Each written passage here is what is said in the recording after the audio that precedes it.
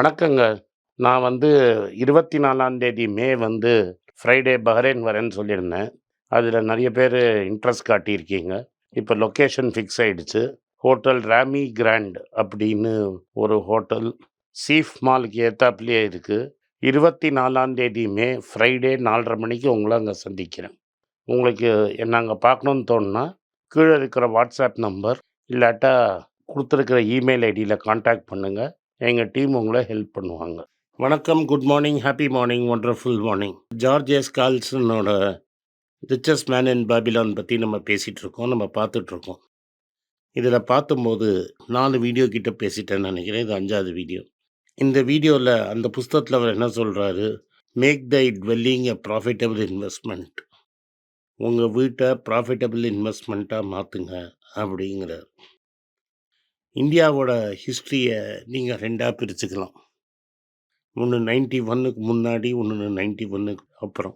91க்கு முன்னாடி 91லேருந்து 2003 வரைக்கும் real estate ரொம்ப சீப்பா இருந்தது. எவ்வளோ சீப்பா இருந்ததுன்னு உங்களுக்கு ஐடியாவே கிடையாது. அவ்வளோ சீப்பா இருந்தது. 2003க்கு அப்புறம் ஒரு ரூல் மாத்திட்டாங்க. என்ன மாத்திட்டாங்கன்னா, 2004ல வந்தது இந்த பட்ஜெட்ல. இன்கம் டேக்ஸ்ல நீங்க வீட்டுக்கு கடன் வாங்கி வட்டி கட்டுனீங்கன்னா, அந்த வட்டிய நீங்க இன்கம் டேக்ஸ்ல ரைட் ஆஃப் பண்ணிக்கலாம்னு. அதுக்கு முன்னாடி இருந்த இந்த வீட வாங்கினா, இஎம்ஐல நீங்க ரென்ட்டுக்கு பதிலா இஎம்ஐய கட்டிடலாம். ஸோ எல்லாரும் என்ன பண்ணுவாங்கன்னா, ஒரு 20% காச போட்டுருவாங்க. வாடகைக்கு பதிலா இஎம்ஐ கட்டுவாங்க. அங்கேயே இருப்பாங்க. அங்கேருந்து ஆஃபீஸுக்கு போவாங்க. இத தான் இந்த புஸ்தகத்தில அவர் சொல்றாரு. அவரே சொல்றார், அந்த வீட்ல இருங்க. ஸோ ரெட்யூஸ் லிவிங் எக்ஸ்பென்சஸ்ங்கிற வார்த்தைய யூஸ் பண்றாரு. நீங்க வீட்லயே இருந்தீங்கன்னா வாடகை கிடையாது. வாடகை கிடையாதுன்னா, லோன கட்டிப்புட்டி வாங்கினீங்கன்னா, குயிக்கா லோன கட்டி முடிச்சுருங்கன்னாங்க. ஸோ வாடகைக்கு பதிலா இஎம்ஐ போகுதுன்னா, உங்களுக்கு ரென்ட்டு சீப் ஆயிடும். அதுக்கப்புறம் 5% 10% எக்ஸ்ட்ரா கட்டுனீங்கன்னா, லோன் கிடு கிடு கிடுன்னு முடிஞ்சிரும்.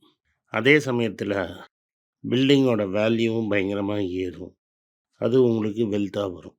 நான் மயிலாப்பூர்ல ஒரு வீடு ஃப்ளாட் வாங்கினேன். ராஜா அண்ணாமலைபுரம்ல 2002ல வாங்கினேன். ஒரு ஸ்கொயர் ஃபீட்டு ரூ. 2,800 கிட்ட இருந்தது. இல்ல ரூ. 3,000 இருந்தது. ஒரு 2,500 ஸ்கொயர் ஃபீட் ஒரு வீடு வாங்கினேன். 60,00,000 சொச்சம் அதாச்சு. மேக்ஸிமம் 70 லேக்ஸ் ஆயிருக்கும். நான் ஒரு ரூ. 15,00,000 போட்டேன். மீதிய லோனா எடுத்தேன். ரூ. 40,00,000 கிட்ட தான் லோன் எடுத்தேன்னு நெனைக்கிறேன். அதுக்கு ஆக்சுவலா அந்த வீட்டுக்கு வந்த வாடகையும், அந்த இஎம்ஐயும் கரெக்ட்டா இருந்தது. எனக்கு இன்னொரு இடத்துல ஒரு ரூ. 5,00,000 ரூ. 10,00,000 வர வேண்டியிருந்தது. அந்த பணத்தையும் கட்டிட்டேன். ஸோ அப் டூ ஒரு 60% தான் லோன் அவுட்ஸ்டாண்டிங் இருந்தது. அந்த 60% லோன் அவுட்ஸ்டாண்டிங்க்கு அந்த இஎம்ஐ போயி எனக்கு கையில ஒரு ரூ. 5,000 வந்துட்டுருந்தது. 2003லேருந்து ஆரம்பிச்சு 2010, 11 வரைக்கும் நான் அந்த வீட்ட வச்சிருந்தோம். 2010ல அந்த வீட்ட வித்தோம். அப்போ ஒரு ஸ்கொயர் ஃபீட்டு 13, 14,000 வித்தோம். நாங்க வித்தது நான் ஆக்சுவலி 2,000 சொச்சம் தான் வாங்கினேன். 14,000 சொச்சத்துக்கு வித்தேன். நியர்லி 7 டைம்ஸ் இன்க்ரீஸ் ஆச்சு. அந்த பீக்குல வித்தப்புறம், அதே வீடு இன்னைக்கு எனக்கு நான் வித்த விலையிலேருந்து ஒரு 25% கம்மியா மார்க்கெட்ல இருக்கு.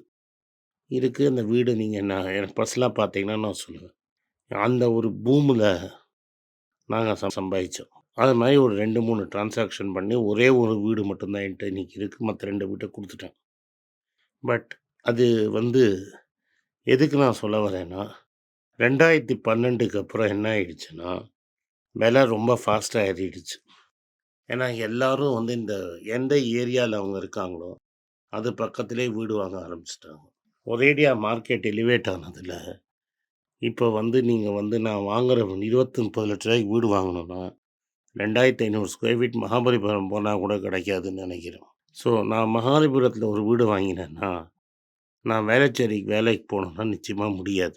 நான் வேலை செய்ற இடத்துலேருந்து 2, 3 கிலோமீட்டரோ இல்ல 5 கிலோமீட்டருக்குள்ள எனக்கு அது மாரி வீடு வாங்க முடியாது. அதாவது நீங்க வேலை செய்யறது ஒரு 20 நிமிஷம் 1/2 மணி நேரத்துக்குள்ள அந்த வேலைக்கு போற மாதிரி, உங்க ரென்ட் இஎம்ஐயும் ரென்ட்டும் ஒண்ணு. 20% பணம் தான் நீங்க போட்டிருக்கீங்கன்னா, அது வந்து ப்ராஃபிட்டபிள் இன்வெஸ்ட்மெண்ட்டு. அதுதான் இந்த மனுஷன் சொல்கிறான். இன்னொரு 5-10 சம்பளம் ஏறும். சம்பளம் ஏற ஏற நீங்கள் இஎம்ஐயை ஃபாஸ்ட்டாக கட்டுவீங்க. வீடு உங்களுக்காக வந்துடும். இதை தான் அவர் சொல்கிறாரு. என்ன பிரின்சிபல்னா, ஒரு வீடை நீங்கள் வச்சுருந்தீங்கன்னா அந்த வாடகை டிஸப்பியர் ஆகிடும். அதை நீங்கள் லோனாக கட்டிட்டு இன்னும் கொஞ்சம் எக்ஸ்ட்ரா கட்டினீங்கன்னா 20 வருஷம் லோனுங்கிறது 10 வருஷத்தில் முடிஞ்சிடும். ஈக்விட்டி பில்ட் ஆகும். ஈக்விட்டினா உங்கள் பணம் பில்ட் ஆகும். அந்த வீடு சொந்தமாயிடும். இந்த பிரின்சிபல் காலங்காலமாக ட்ரூ. ஈவன் டுடே இன்றைக்கும் அமெரிக்காவில் ட்ரூ. அமெரிக்காவில் ஏன் ட்ரூனா, நெட்வொர்க் ரொம்ப ஃபாஸ்ட்டு. அதனால் நீங்கள் வேலை செய்ய இடத்துலேருந்து ஒரு 45 மினிட்ஸில் காரில் போகிறதுக்கு உங்களுக்கு ரொம்ப ஈஸியாக இது மாதிரி நான் சொல்கிற ஃபார்முலாவில் வீடு கிடச்சிரும். அதனால் இந்த வீடுங்கிறது ஒரு ப்ராஃபிட்டபிள் இன்வெஸ்ட்மெண்ட்டாக இருக்குது. இன்ட்ரெஸ்ட் ரேட்டும் அமெரிக்காவில் ரொம்ப கம்மி. இப்போ அமெரிக்காவில் இன்ட்ரெஸ்ட் ரேட் ஏறி இருக்குது. இந்த பிரின்சிபலை வச்சு தான் ஒரு ரிச் டேட் புவர் டேடுங்கிற புஸ்தகம் ஃபுல்லாக இதுதான் எழுதியிருக்கிறார். ஆனால் இந்தியாவில் நீங்கள் தலையால் தண்ணி குடித்தாலும் அது நடக்காது. 91க்கு முன்னாடி ரொம்ப பேர் ஃப்ளாட்டெல்லாம் வாங்க மாட்டாங்க. இண்டிபெண்ட்டாக வீடு வாங்கிடுவாங்க சிட்டிக்குள்ளேயே. ஸோ அந்த வீடு ஒரு கிரவுண்டுக்கு மேலே உங்கள்கிட்ட இருந்ததுன்னா, ரிட்டையர் ஆனப்புறம் உங்கள்கிட்ட பணம் இல்லைன்னா ஜாயிண்ட் வெஞ்சர் போட்டு கட்டினீங்கன்னா ஒரு 2-3 ஃப்ளாட் உங்கள்கிட்ட மிஞ்சும்.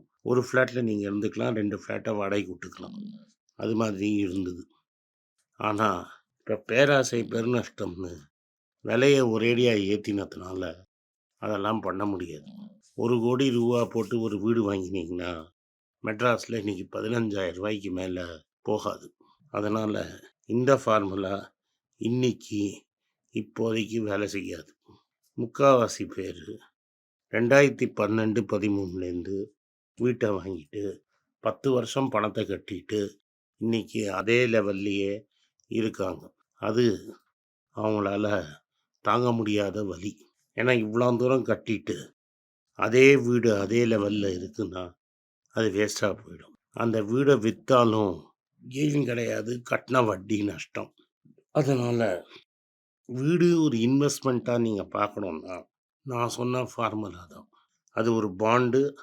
அந்த பாண்டுக்கு என்ன இன்ட்ரெஸ்ட் வருங்கிற மாதிரி நீங்கள் போடுற பணத்தை அதில் போட்டிங்கன்னா உங்களுக்கு என்ன வட்டி வரும்னு பார்க்கணும். கடன் வாங்கி லிவரேஜ் பண்ணி வீடு வாங்கினீங்கன்னா பஃபட் சொன்ன பிரின்சிபலை மறந்துடாதீங்க. If you buy something that you don't need today, soon you will sell something that you நீட்னார். லிவரேஜ் பண்ணி வீடு வாங்கினீங்கன்னா நாளைக்கு உங்களுக்கு தேவையான பொருளை விற்கிற மாதிரி வந்துடும். அதனால் காலங்காலமாக இது உண்மையாக இருந்தது. ஆனால் இன்றைக்கி இது உண்மை இல்லை. நான் சொன்ன மாதிரி பல இடத்துல இந்த ப்ராப்பர்ட்டிங்கிறது ப்ராப்ளமாக முடியுது. பெரிய பெரிய பில்டர் இஷ்யூ ஆகுது.